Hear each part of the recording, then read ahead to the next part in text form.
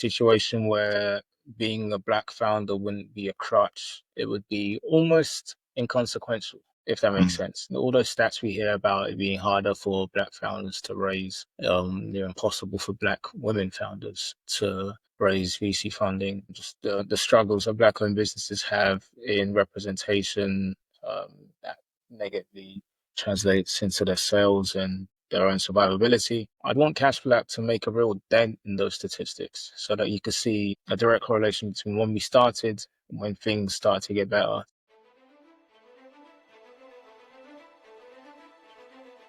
Welcome to the King Dems Podcast, where we share the stories of extraordinary people and dissect hot, relevant topics that shape our world. From visionary leaders to trailblazing creatives, we uncover the mindset, strategy, and grit behind greatness.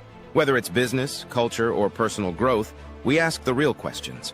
This isn't just conversation, it's transformation. The King Dems Podcast. Your next breakthrough starts here. Music licensing reimagined. Real life, ladies and gentlemen, you're once again welcome to the King Dems Podcast. And today I have with me my brother from another mother, Mick Walcom, fighting out of London, England by way of Accra, Ghana. Matthew, the cash block hero, Addai. How are you, Matt? For a moment, you thought you were a UFC fighter. Yeah, I love that intro. Can't I? Whoa. How are you today? About my record or nothing. No. We know you don't have a martial arts record. We don't want to say with a professional record of 0 wins and 0 losses. Yeah, 0 losses is all good. We do have 1 or 2 0 losses is good, right? But how many wins, brother? Oh, hello wins. Too many to count, my bro. Too many to count. That's why. That's why we don't have your record on. We don't have your record on Box Rec or what's the other one? My brother, I have a positive bias for Africans. Like it always feels like you're talking to another brother, and we are united in that cause when it comes to giving value to society, creating value, enterprise, that spirit of enterprise. It's really fantastic to see how principles run the world. The world is run by principles, and many thanks to Morgan Anderson, of the United States, calling me a modern day business philosopher. Basically, we do work by similar principles, tested and trusted, and of course that's what endears us to each other. But we've got common backgrounds, from martial arts to business to the progressive spirit, and of course bridging that racial wealth gap through tech. Tech is the new norm, and of course if you don't embrace it, you would have to be sidetracked, right? But you described yourself on LinkedIn. I saw it, as somebody that watched too much CNN in 2020 and became a social entrepreneur. Can you take us back to that moment? What happened, and how did it spark the invention or the birth of Cashback? Cool. So almost 5 years ago now. That's here. 2020. Wow, time flies. 2020. I know. COVID period. I know. It's now 5 years. Wow. I know. Literally, it's May. So 5 years and a couple of months since pandemic started. So back then, let me see, 2020. I was on a sabbatical from my most previous role, where I was a senior trader for a hedge fund. I took 2019 out to work for myself, doing the same thing I was doing while I was at work, but literally trading for myself. And then decided 2020, I'm going to take a break to do some independent study, autodidacticism, really just teach myself all the things I didn't learn about in school, about how the world really works. And then halfway through 2020, with the pandemic, the recession, and of course the global anti-racism movement, I feel like we all got a better idea of how the world works. And I'd already been researching what things were, like how they were in terms of racism and its impact on us as a people, particularly socioeconomically. And yeah, I felt that one of the best ways to try and fix these issues would be to try and find a way to incentivize patronage in Black-owned businesses by having the Black-owned businesses reinvest back into the patrons. So me and my two younger brothers were already looking for something entrepreneurial to do, like so many people were around that time, like during lockdown. We thought to ourselves, how about a cashback website? A cashback website for Black-owned businesses. Why don't we call it Cash Black? And then what started off as a play on words is now our tech company. Wow. I love that. I love the play on words. Somebody once called me a wordsmith, and I love poetry. I love that poetic license. And of course, you guys were able to create something poetic and something resourceful at the same time. You talked about how it is Black oriented and driven to create value, Black businesses, Black owned businesses. So before we started the pod, we were talking about how the Black community have not done a good enough job to encourage entrepreneurs, and also that lack of cooperation, the lack of synergy, in the Black community. In America, the richest ethnic group are the Jews.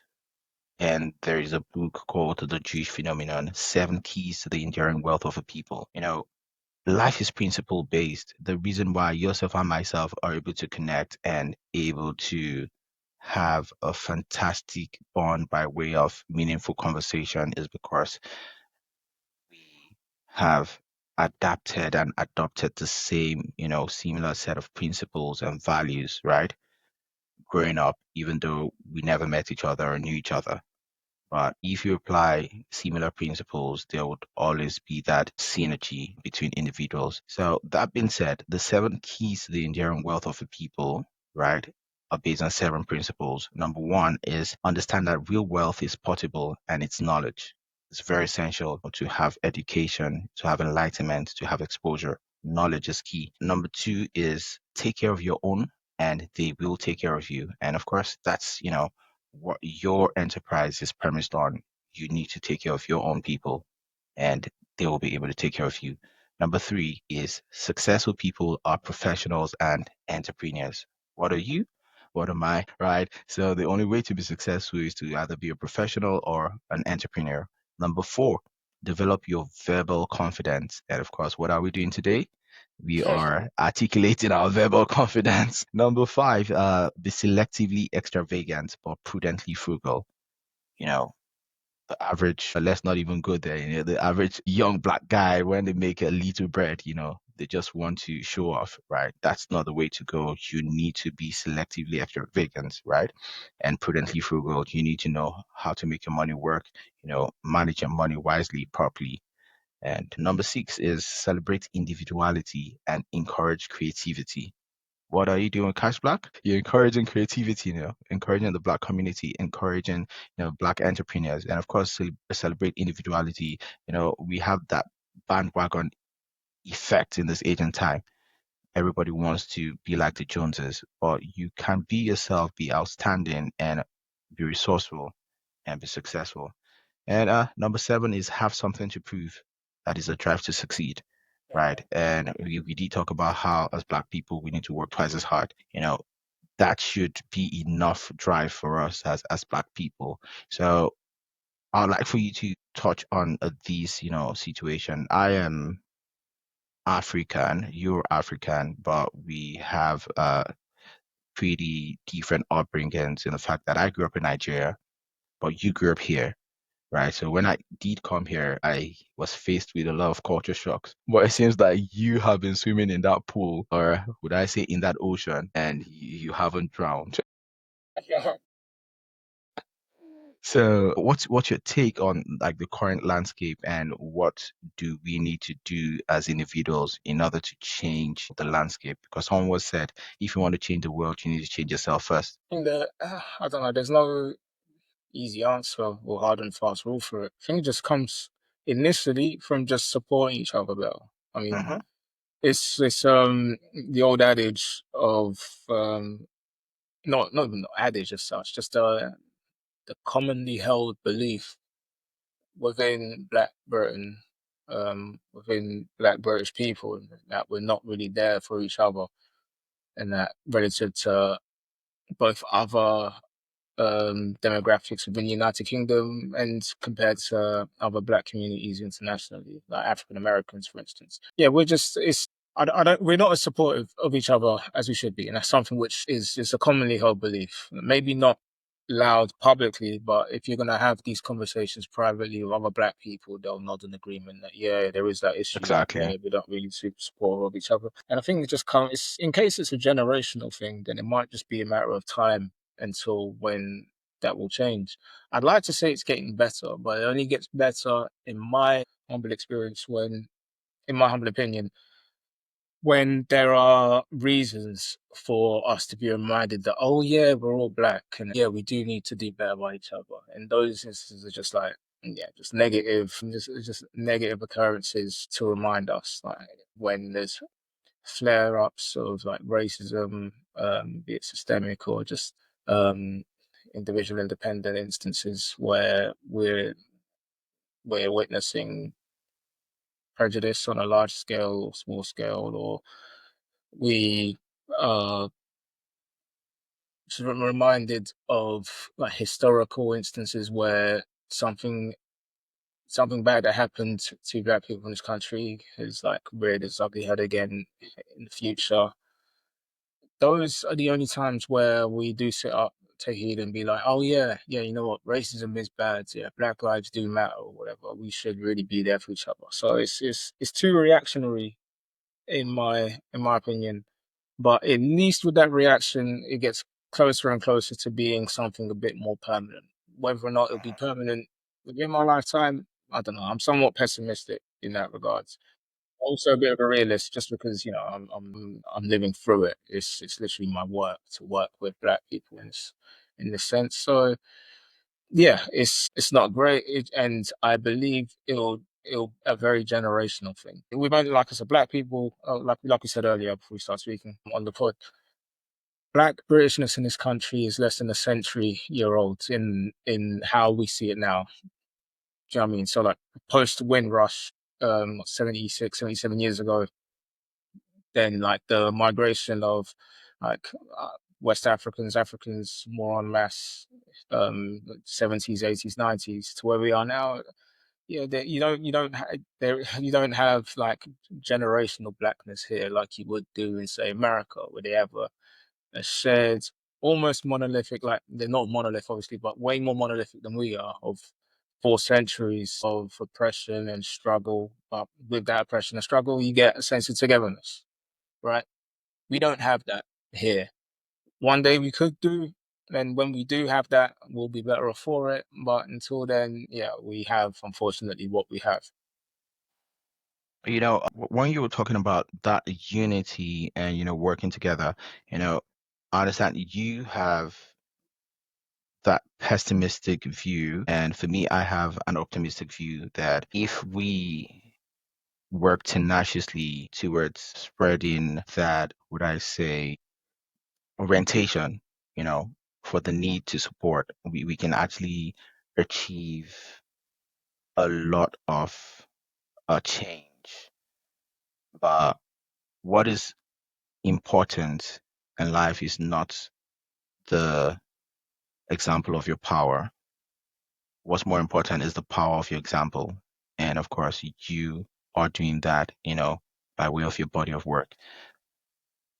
And you've been here longer than myself, right? So I guess that would probably influence naturally, a pessimistic view towards it because you've seen how slow the movement has been over time. But for me, I'm a new kid on the block, fresh off the boat. And, when you're fresh off the boat, you always feel like, oh, we can change the world.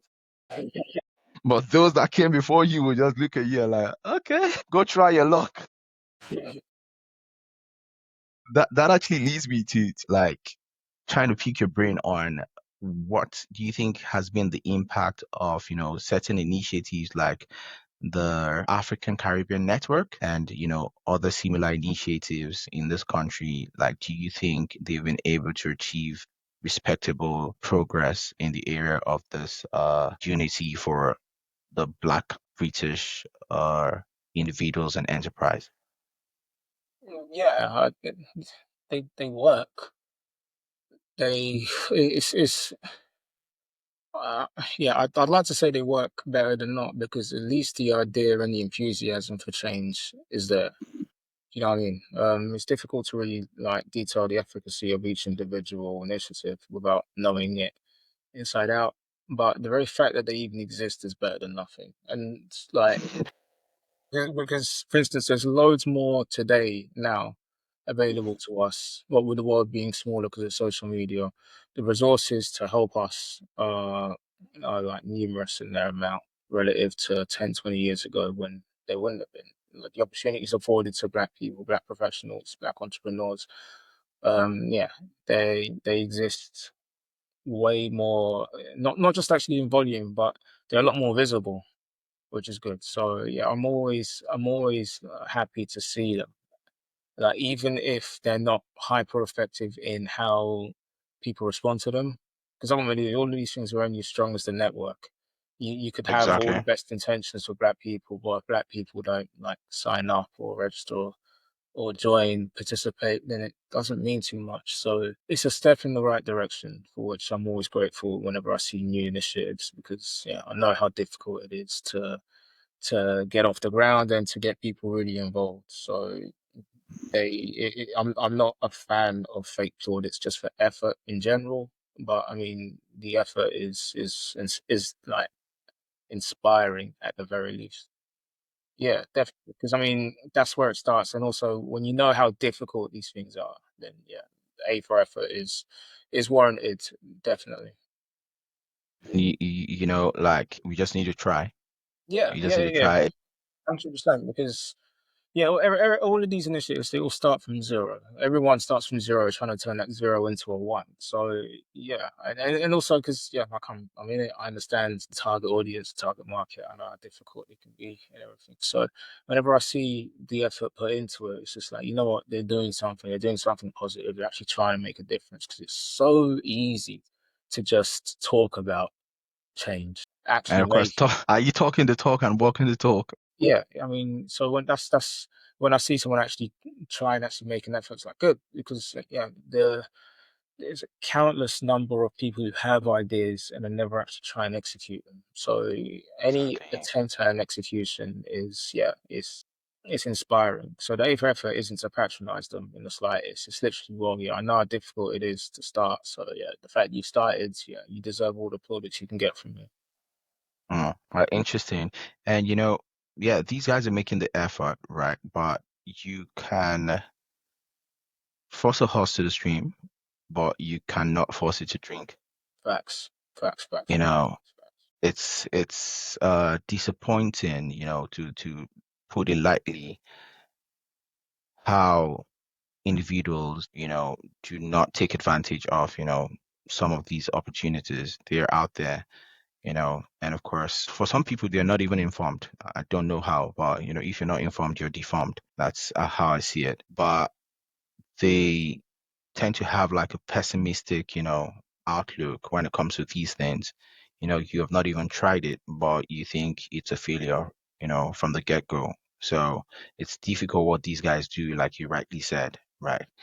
But when we think about the whole landscape, the individuals are the ones who form institutions. And for me, one of the big culture shocks was coming here and seeing, the waywardness that is rampant, amongst young Black kids. I'm like, what is happening here? What is happening here? And it makes me really terrified for the future of, the Black race, the Black community, because you see these kids do not have a sense of direction, do not have a sense of responsibility. And we were able to analyze it from a sociological perspective, looking at the weaknesses, the cracks, in the walls of the social institutions, right? And even the Bible says, if the foundation be destroyed, what can the righteous do? God, you are one of the righteous. And what steps do you recommend, like to bring, especially the young ones? They say catch them young, the young shall grow. And of course, the young ones are the future. Like, what are the initiatives we can take to put the young ones on the right path? Because they are the future. I'd say surround them by positive role models. It's way too easy to get misled by false prophets, I'll call them, for want of a better expression. I'm lucky. I was surrounded by just positive black You're men. not lucky, you're blessed, man. I was blessed and very much more than luck. I was blessed to be surrounded by positive black role models who could inspire me to be anything I wanted to be honest. And I don't know, it's difficult because obviously not being that ingrained in like who the or rather being out of touch a bit in terms of who the role models for today are. But I know that that's what helped me. That's what helped a lot of my peers, just having just people to look up to. And so I'd like to assume that that's the obvious go-to. Where if you're constantly surrounded by people doing well, people doing better, that's what you'll see. When you'll become more of a product of a positive environment rather than a negative one. So yeah, in terms of getting them while they're young, just exposing them to positivity of like things they can be, things they can do, what they can actually achieve off of the back of what they see. That's the no-brainer solution for me. I don't know how feasible it is, just because, yeah, it's what worked for me, and I don't know if it's guaranteed to work for everyone else because no two people are the same in that regard. But I'd like to say that should at least be a positive start. Yeah, I think I totally agree with you. And that is why I always say what's important is not, the example of your power, but the power of your example. When you are a powerful example, everything would likely fall in line because kids learn, not just by taking instructions, but by observing the examples of the individuals in their lives, the leaders in their lives. So kids watch and they learn from observation. And I think I totally agree with you on that. Let's talk about you now. You transitioned from being a trader to being a founder in the social impact space. How difficult was that transition? Because we all know it's not an easy transition. And It we are wasn't that here to bad. share your story. Yeah, no, it's fine, it's fine. It wasn't that bad because I first had to transition into unemployment in between those two. So I went for a period of not doing much, or unemployment, like redundancy, sabbatical. I was doing nothing and I was looking for something to do. And so the transition was at first it was a bit of a natural progression because I always wanted to do something entrepreneurial anyway. I just didn't really know what. During that 2020 time, I had like a whole notes like app full of different ideas. And Wow. so this being the one which ticked the most boxes for me in terms of doing the most amount of good for the most amount of people, it seems to make the most sense. So yeah, the transition itself wasn't that difficult. I suppose it just got difficult as we went through it. So just as we grew, as we added a lot more side missions into what we were doing, that's what made it more difficult than the actual transitioning part of that, if you get my drift. I do get that drift, but I think your background actually did play a very significant role. Your background it spans finance, sports, trading, tech. So how did those transferable skills, come into play, right, to prepare you to build, I mean, basically say the empire you have now, Cashback? I don't think it did. I don't think there was anything. Even as I look back on it, I don't really think there's a lot that was transferable because it's very different roles. Even when I look back on it, thinking, was there anything I did before which helps me now? No, oh, I don't think so. Because at push, I don't know, portfolio management means you have to sort of decent understanding of risk. Uh, Maybe decent decision making over what risks to take, what trades to execute. But that's a stretch, to be honest. There's a bit of a reach saying that there was a sort of link, like money management, finance management. I don't know. The only thing would be, I suppose, being somewhat responsible for your own destiny. in that sense. Because obviously, as a trader, like I very much eat what I kill, if you Uh, get the analogy, because it's literally I'm solely responsible for everything I earn. Obviously, I had a salary before, but then on top of that, like the money I'd be earning beyond that would be like trading profit, and so that is literally mine. Similar with what we're doing now, where what I earn is also mine. So not really having as much for somebody else to answer to, working for oneself. That's the only thing that would be directly relatable. Everything else, it'd be a bit forced, or maybe it serves as a conversation opener where I can look more credible if I told them that, oh, I was a senior trader for a hedge fund before I started cashback, and then eyebrows raised, like, oh, okay, cool. Do you know what I mean? So I don't think in a professional sense it's that relatable, but it's yeah, it's good for the optics, I'd say. It looks cool. It's always nice to tell people who don't understand finance anyway, people who know what a hedge fund is anyway. If you told them that, it's just like, it just I don't know, it's just a better conversation on my end. I don't know what's even better. I'm a tech founder. I'm a trader for a hedge fund. I prefer the trader for a hedge fund a bit more, you know. Just because there's more.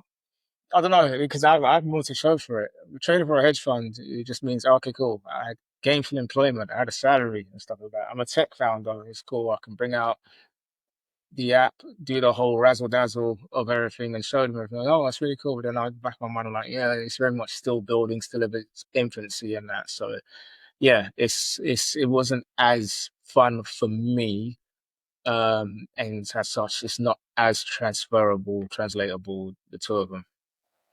but no risk, no reward. Yeah.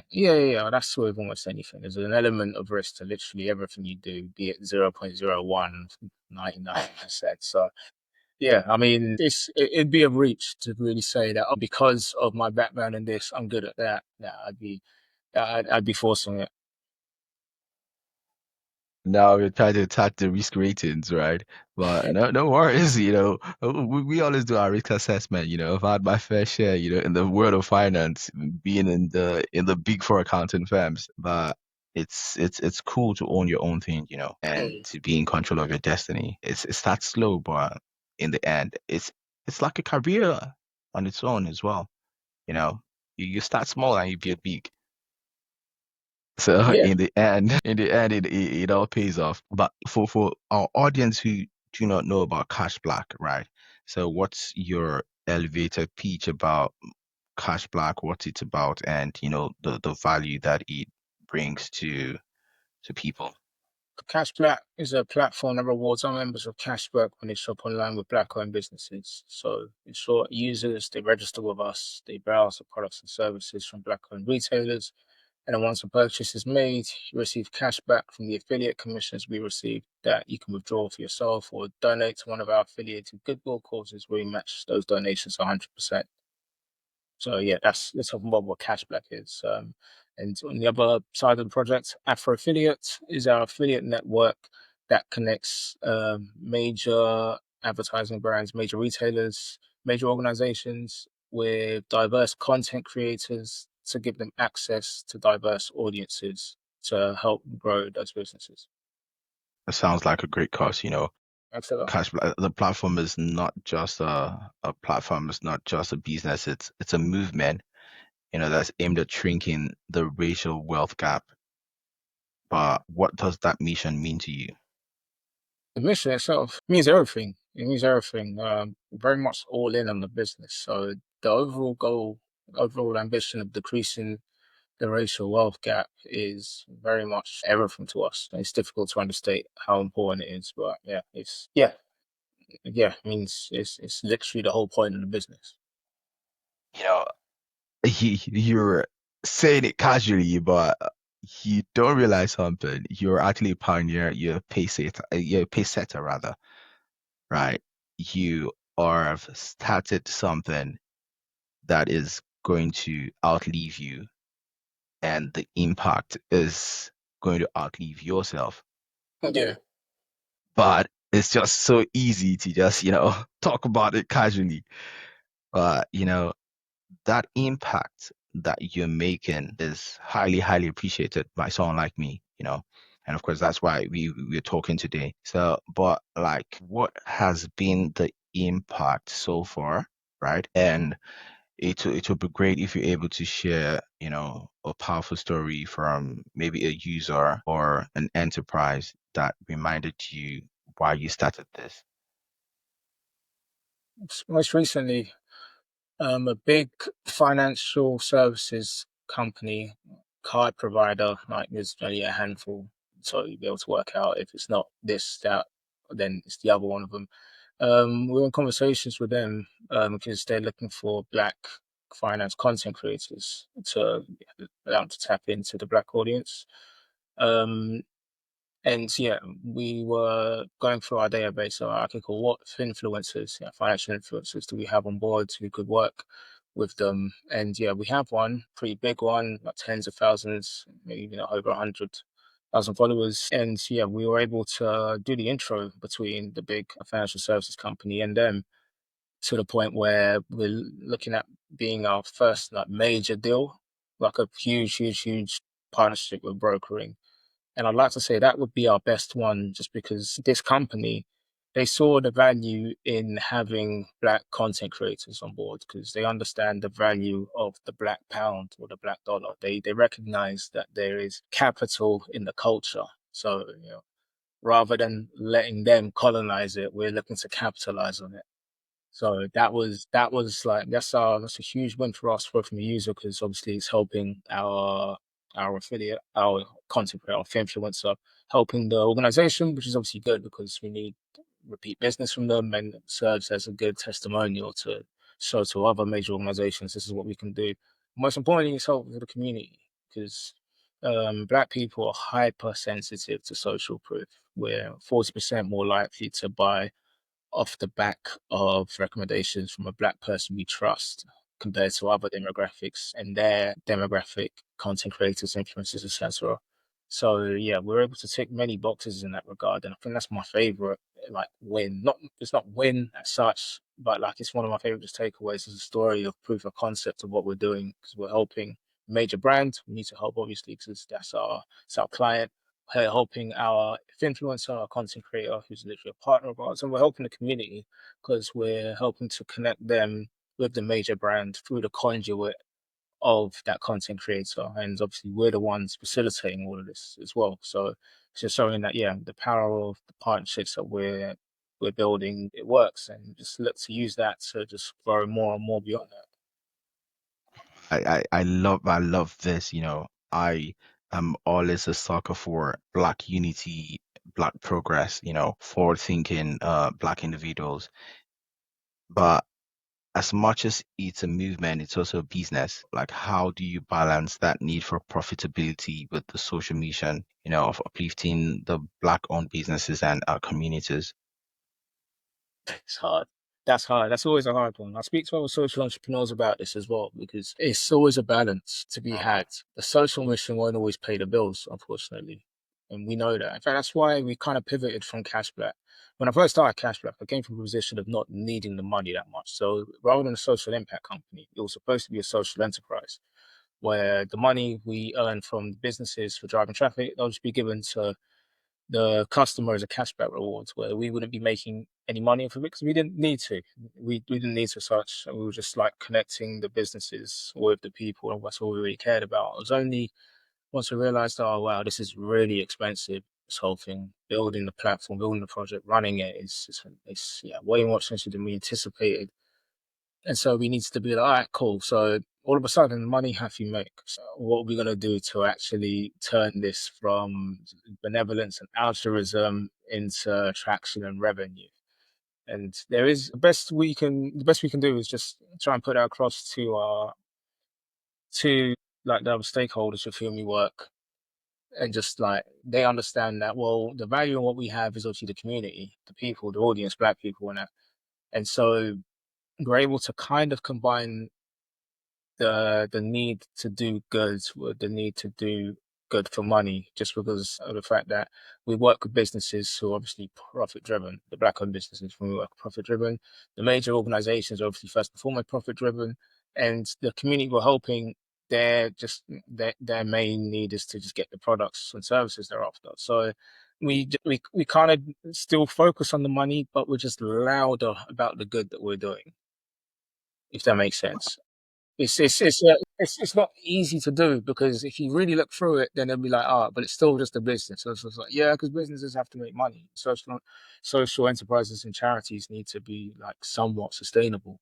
So we just make a lot of noise about what we're doing on the good side, in terms of like the charities with whom we work, the partnerships that we look to form, just super loud and supportive about those elements of it as much as we can. But in the background, we just need to focus on, well, this is only working because we're making money. So it's like a Money I have to mental, make. yeah, yeah, bro, Your Jamaican friends are gonna be proud of you, bro.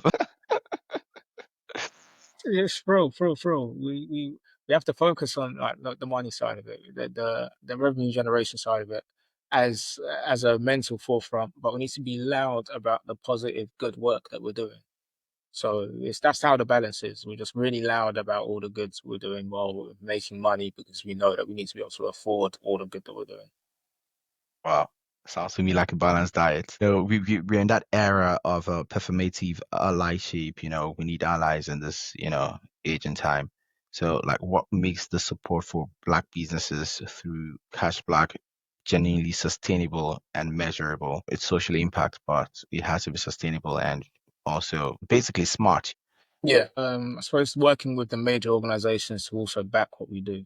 There's been a huge turn down, as you can imagine, what's happening in America, like huge turn down of like DEI policies and everything, which has made our job a lot harder. It's harder to lean on the benevolence and altruism of major organizations. So whenever they can, that's what we just have to rely on. The few who do still back all the promises that they made in 2020, working with them helps to make the rest of it sustainable. Because if they still believe in it, then cool. There's still a handful of organizations out there who can help us support the wider community through their good work. So yeah, we'd be nothing without the major corporates who have the finances to back their chat. Wow. Interesting. So you also lead the Afrophiliate organization. So what's Afrophiliate about, and like what's the relationship it has with Cash Black, and how do you guys synergize to promote Black excellence in tech?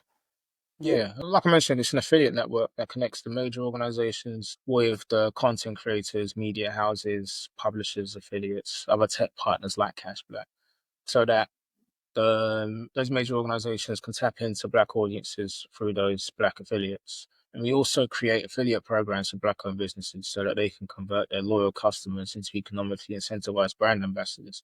So rather than just Cashback being an affiliate of theirs, they can have their friends and family sharing affiliate links to drive traffic to their businesses. They could have other like magazine publishers, podcasters, media houses, etc., all driving traffic through affiliate links. When people click on those affiliate links to make purchases, those businesses obviously make money from the resulting sales, but then those affiliates, those podcasters, those media houses, those cashback platforms, they also make money from driving that traffic. So that's how it all connects. Cashback is effectively just one of many different affiliates that we have on the platform. And yeah, affiliate network after affiliate is pretty much what runs all of it. So, what were those unexpected hurdles you had to face, building a tech platform? And, this is not just a tech platform, it's a niche one, that mixes commerce, social impact and identity. What makes it what, sorry?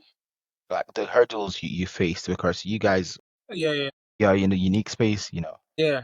No, the hurdles, I mean, it's a tech company, so all the hurdles we had were, well, not half of them were tech related. The other ones are just resources and finances related. We've gone through several different iterations of Cashback to get to where we are now with the website, the app, the browser extension. And yeah, it's been difficult because I'm from a non-technical background, and so the first iteration was done by my youngest brother, who's a CCO, who built it. And then once he built that, we realized that okay, cool. To get it to where we need to get to, we're gonna have to really, really, really just look outside of the three of us, to just build the platform to what we want it to be, which has meant hiring and firing multiple different dev teams. We've gone through 5 dev teams. We're now on dev team 6. So far, so good. And we'd like to imagine that this should be our last one as it's kind of semi in-house. And so we're hoping that beyond this, the next step will be just hiring our own in-house dev team to be able to do all the iterations and amendments we need to do for the future. But obviously with that comes the second pain point, second hurdle, which is money, because all of this is mad expensive for what it is. I mean, it's like building something as big as what we're trying to build. It costs real money. We're trying too hard to replicate major affiliate networks, major cashback websites with cashback. Those companies, they've had real like financial backing. They've done fundraising. They've like done multiple rounds of fundraising. Even they have bigger teams and everything. We're trying to do loads with little, and that's what's made it like really difficult. I can very much relate to what you're talking about. And as a founder, you always need to go through multiple rounds of trial and errors before you finally find something that really works well for you. But people do not see the struggles, right? And only a fellow entrepreneur can relate to the struggles. And of course, remember the risk and the rewards lie with you. So it's heavy lies ahead that we as a It crown. wears the crown. Facts. But what advice would you give to the underrepresented founders entering the tech space, with socially conscious ideas? Build a community. Get other people on board in whatever capacity they can be, because it's difficult doing this somewhat in isolation. Like, as you said, heavy is the head that wears the crown. Share that heaviness with as many different people who want you to win as you can. We're lucky. We're blessed to have so many people around us who really want us to win, and they make things a lot easier for us in that regard. It can always be easier, but I mean, the more people on board that really want to see Cashback get to where it can get to, it makes the job infinitely simpler, more straightforward. It will never be simple and straightforward, but it's always better than the worst it can be. So yeah, my advice would be just build your community, build your teams, get people on board who really believe in your mission, who share the same passion as you do. Yeah, that way like you'll be as isolated because they're not just yours alone, and your wins you can bask in the glory of other people. Wow. I do like that. And, there's something I like to say, think global, but act local. Right now it's more UK based, but are there plans, to expand this movement to the global audience? Yeah, definitely. I mean, we've gone back and forth to LA. I've been on a few trade missions with the British consulate to America. Cashback makes infinitely more sense in America, as you can imagine, socially, economically, and now politically. We've launched in America, but we're doing our rebuild right now. So we hard launched, soft launched. I'd say more than hard launched on for Black History Month in February, where the app is live now in America, as is the website and the Afrobot. We're undergoing huge rebuilds. Brilliant. Thank you. We're undergoing a huge, expensive rebuild where we're hoping that by the time that's done, the wait list we have in terms of stores, we have like 15,000 stores in America, which we need to onboard onto Cashback USA. Right now, onboarding each store can take up to like 15 minutes, which is an absolute non-starter for us. So we're hoping that with this rebuild, it'll be somewhat semi-automated. So it's just a simple drag and drop of a whole CSV file. So America isn't finished yet, ready to go yet, because we're rebuilding the platform from scratch. But once that's done, America should be live and we should be pushing as much traffic as we can there. And that'll be our main focus going forward, just because it's a bigger market. It's a market with which the idea resonates so much more. So yeah, I mean, there's Black people everywhere in America. Here we'll do it. In America will do it. Last time I checked, there was loads of Black-owned businesses in Africa and the Caribbean. So yeah, we have very global ambitions to get Cash Black and Afro Affiliate out there to all those who need it. I think that's absolutely brilliant, And when you think about it, you have, gotten knee deep into this thing. You have entered the muddy waters, and of course, you've actually swam in the deep end, of the pool. Do you think that consumers today are ready to spend consciously, is there a need for increased enlightenment and orientation around how people conduct their economic activities? It's I say it's hard to say. It's not. It's relatively easy to say. Consumers first and foremost spend with their pockets. What makes the most sense for them from a commercial perspective, and can't hate that at all. That's the whole point of cashback, is that we're not necessarily forcing you to shop with black people. We're incentivizing you to do it by making it more cost effective. So rather than just giving you a marketplace, shop with these black owned brands, cashback are literally paying you to shop with these black owned brands. So we're all about democratizing consumerism with cashback. We're just like, you have the choice. There's people who will choose to like shop consciously. For instance, in America, I think Target switched up all of their DEI initiatives, and so there are people, not just black people, different demographics of people who now shop less at Target because of that. That's democratizing consumerism. That's what we encourage to do. There's other people that, well, it's cheaper in Target, so I'm just going to go to Target. That's on them as well, because they're democratizing the consumerism in that way. So there will always be scope for it, more conscious consumerism, but ultimately, it's far be it from us to tell people exactly how to spend their money when I'm not helping them make their money as such. Do you know what I mean? Exactly. Yeah, it'll be arrogant of us, and we're not about that at all. We're literally just about democratizing consumerism. If you want to support black-owned businesses, great, we'll pay you to do so. If you don't want to support black-owned businesses, all right, cool. Then you can still democratizing your consumerism, however you like it or not. I mean, in theory, you could use Cashback as a database for companies to not shop with if you really wanted to. Like, just, I don't know, if there was like some reverse wokeism where you wanted to just, okay, cool. With my racist pocket, I'm going to find all the businesses on Cashback and make a conscious decision not to shop with them. That's still democratizing your consumerism. So people are going to do what they want to do. And in our experience, first and foremost, they're going to shop with what makes the most sense to them, be it friction, be it commercials, be it how they see themselves as a person. So on that, ultimately, their choice is democratized. And that's what we're all about. On a basic human instinct level, people are price sensitive. That's like the major yardstick for making, these economic decisions. However, when they get enlightenment, about how the money in an economy flows, and the trickle on effects, right? The ripple effects on the different ethnic pockets and communities, I think that more people would be swayed to become more conscious about this. So is there like plans for any form of initiatives to put the word out there and make people, you know, would I say just give them an orientation regarding the importance of the movement, because if the use of something is unknown, abuse is inevitable. Yeah. Yeah. I mean, in terms of initiatives, getting the word out there.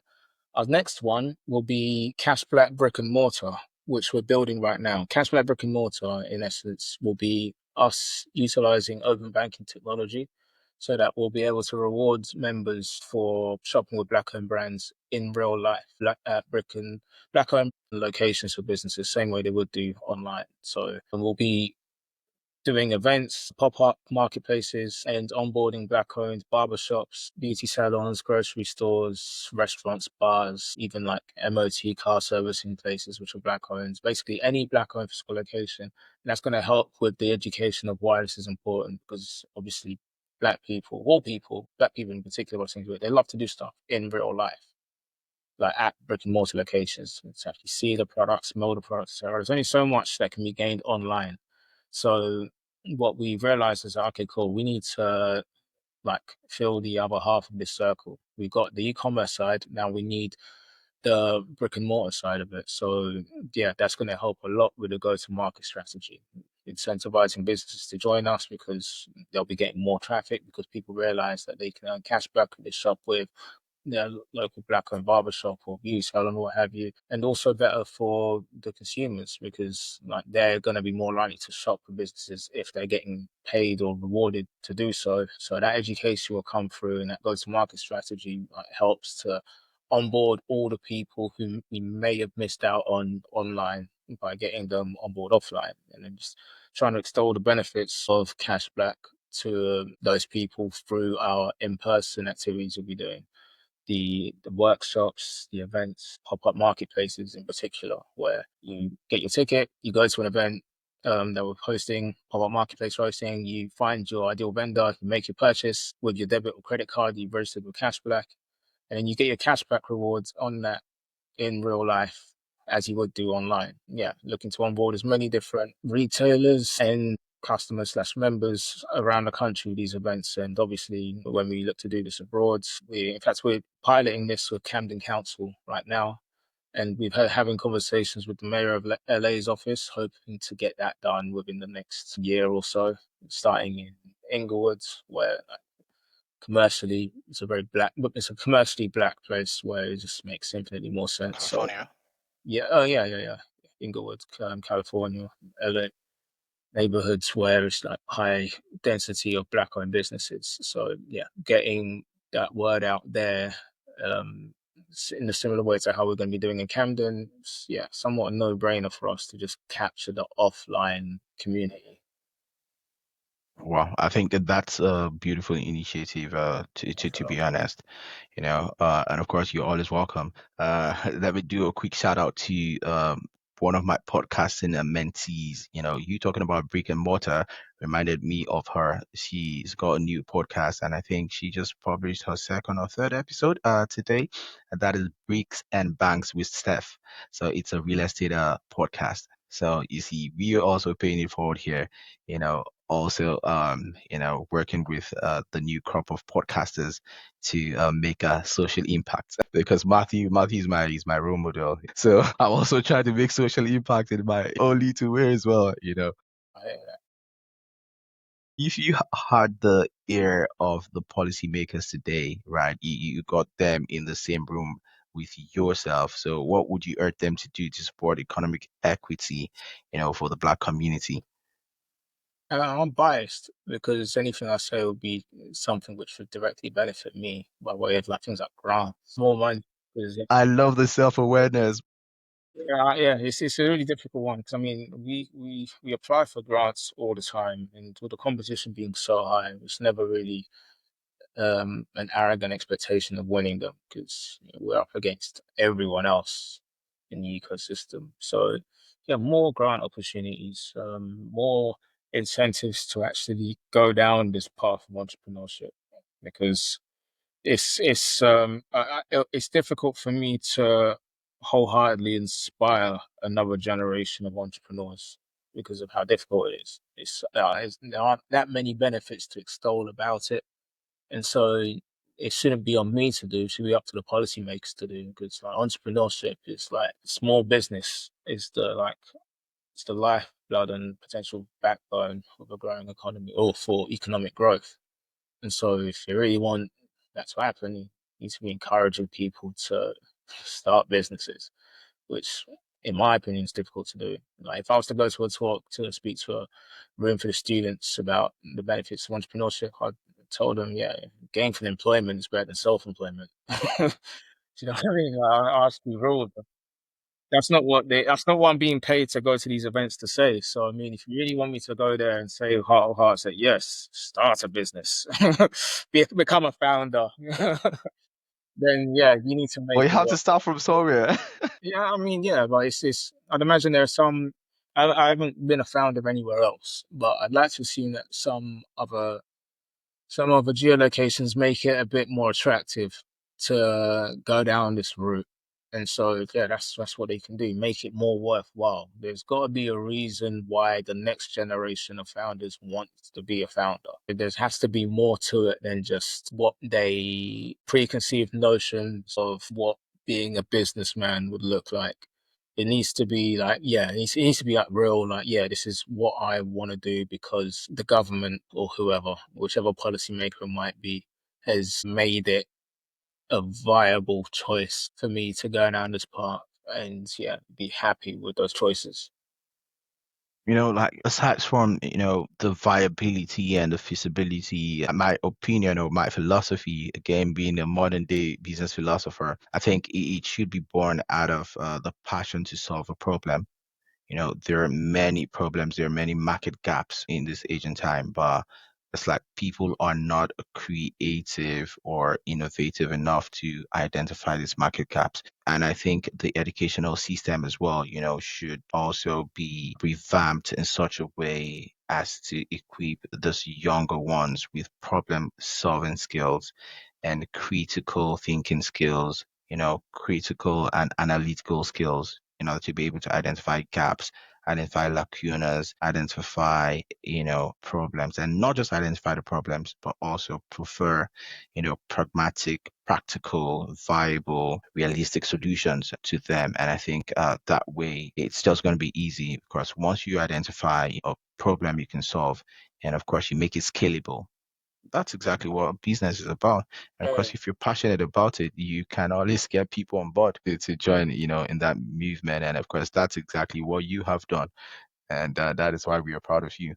appreciate it. In terms of the long-term vision, for Cash Black, do you see it becoming the Black Amazon or something entirely different? Not marketplace in that instance. That's like Amazon first and foremost. If you discount things like AWS and Prime and that, they're a marketplace where they sell the goods, produce their own goods even, and facilitate other founders, entrepreneurs, business owners to sell their products. We don't do that, so it'd be disingenuous to call us that. What we would be, in fact, we've got beyond that, I suppose, into cashback platform, affiliate network, ultimately down the data as a service route, I'd imagine. What we like, I suppose, immediate next step would be just improving on what we have right now. Because you mentioned the future, what we're doing. We started the innovation stuff, what we're doing, like almost immediately. Like with, I mean, bro, it's like Cash Black Afrobot, our algorithm for redirection of black-owned traffic. So, a browser extension which uses AI to learn how you shop to redirect you from white-owned brands to black-owned ones on our platform. Like that's something which we started 2021, years before everyone and their dog was using ChatGPT to create content and do their homework on that.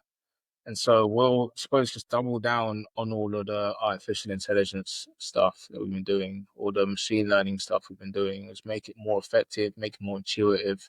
And then in time, let's license and patent all of that work we've been doing for other marginalized demographics. So the same way right now people can support black-owned businesses, they could support women's owned businesses or Latinx businesses, Asian owned businesses, sustainable shopping businesses, etc. Because yeah, on the one hand, we are building something huge for black-owned businesses. On the other hand, we're just democratizing consumerism for all marginalized demographics with what we're building, and we know that there's huge, huge, huge value in what we are doing in that sense, both in the retail space and then as we go down like the natural next step for fintech space, obviously cash back. I mean, it's a no-brainer. And then beyond that, into the data space, because we know that we'll have this data on black-owned businesses, black consumers, and later on into other marginalized demographic businesses, other marginalized demographic consumers. And yeah, we'll become very much close to being a powerhouse in that sense, so long as we can keep like managing our scaling as smart as we can as we grow. So yeah, our next route wouldn't really be down the Amazon route. It would be more democratizing consumerism with the use of data as we acquire more and more of it. You've mentioned, quite a number of topics that are very, very dear to my heart. In the course of this conversation, you touch on AI, you touch on data, a lot of big data, data analytics, AI robotics. I've had a couple of top AI experts, on this show, in previous episodes. The conversation about AI globally is very divisive. I know where I stand, I'm one of the optimists, the proponents of AI, having had my own experience with, some of the top global institutions. I understand that it's here to stay, right? And people need to adopt it, in order to achieve efficiency, optimality. But like, where do you stand on this divide? And what's your message in terms of the gospel of AI? I don't have a message as far as gospel when AI goes. Especially when it comes to business, Oh yeah, I mean it's a tool, just like any tool can be used for good or bad. And there isn't too much for me. I wouldn't class myself as an AI evangelist as such. Granted, I do use it more than most people just because I have a genuine use case for it, both in our operations and in our operations in terms of how cashback runs as a business and in just like content creation and stuff. So yeah, but like with any tool, be that AI, social media, be it um any sort of like research, development, marketing, operations factor you can have, it can be used for goods and it can be used nefariously. And it's just down to the beholder, unfortunately. Exactly. There isn't too much for me to say. It's like we use it. I'd like to say we use it for good.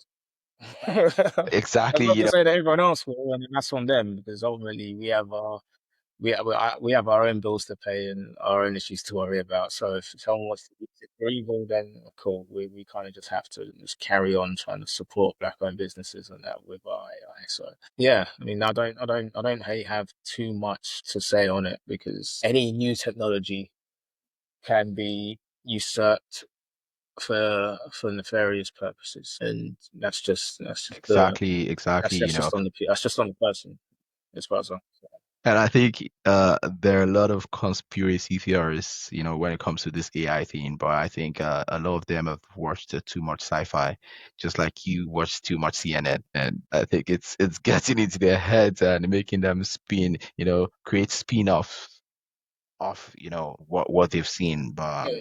for me, I'm one of the evangelists anyways, because AI is just going to help you become better, faster, better, stronger. So why not adopt it? So it's just as simple as that. When it's all said and done, and we're talking about Matthew Addai in 10, 20 years to come, like what do you hope for the legacy to be?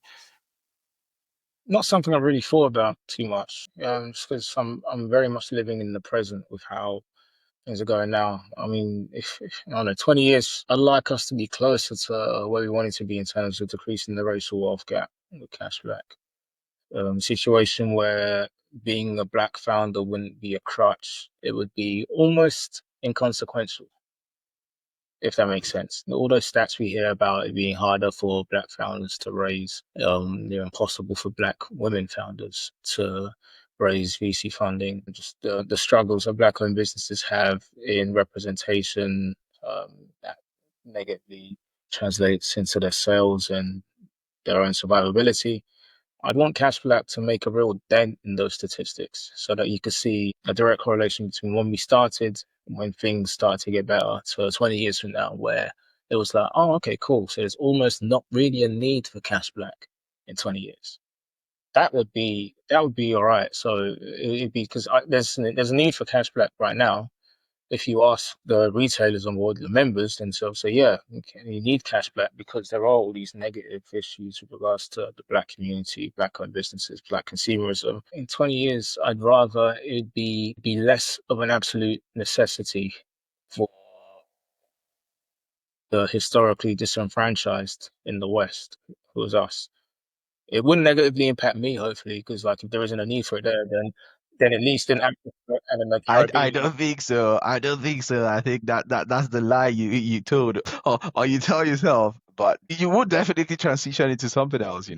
Well, yeah, of course. I mean, by default, I mean, we're going to have all of this like retail data, et cetera, anyway, where we could be literally the point A to point Z in the whole consumer journey from like collecting data to promoting brands to working with consumers. We can do all of that without necessarily needing to zero in on the fact that we're having to support black-owned businesses because they need their support. 20 years from now, if we're able to tick off everything we want to be able to tick off, then cashback should just be a normal cashback platform in Africa or in the Caribbean, or just an alternative to wanting to shop with the likes of like Rakuten or Fetch in the United States or Top Cashback and Quidco in the United Kingdom. It would be just a standalone in that instance where it wouldn't be as much of a, oh, we really need to support black owned businesses. It'll be like, oh, black owned businesses are doing exponentially better than when cashback started. and then we'd still be able to do all of the huge like finance stuff we wanted to in terms of our achievements and that in Africa and the Caribbean, because we were able to enter the market at a time where it was necessary, but not necessary because it was black.